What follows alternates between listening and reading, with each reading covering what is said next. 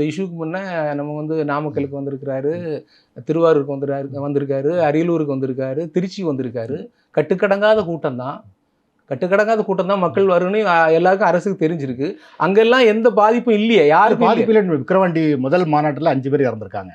மதுரை மாநாட்டில் 3 பேர் இறந்திருக்காங்க. பெரம்பலூரில் வந்து விஜய் வந்திருந்தாருன்னா இன்னைக்கு நடந்தது பெரம்பலூர்லேயே நடந்திருக்கும்னு சொல்றாங்க அவங்க. இல்லை, அப்படிலாம் இல்லை.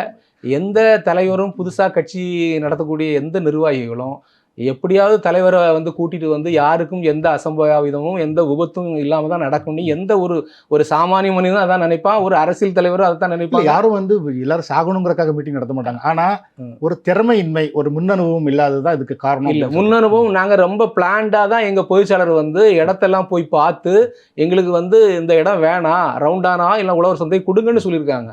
27ஆம் தேதி கூட்டத்துக்கு 26ஆம் தேதி தான் வந்து அனுமதியே கொடுக்குறாங்க மதியம். இது போதும், இதுதான் அவங்களுக்கு கொடுக்க முடியும்னு சொல்லும்போது டேட்டை அறிவிச்சாச்சு, தலைவர் வாரான்னு சொல்லியாச்சு. அப்போ அந்த நேரத்தில் வந்து அதுக்காக தான் அதை அவங்க வந்து அக்செப்ட் பண்ணியிருக்காங்க பொதுச்செயலாளர். ஆனால் இவங்க கேட்டதை கொடுத்துருந்தா இந்த அசம்பாவிதத்தை தடுத்திருக்கலாம்.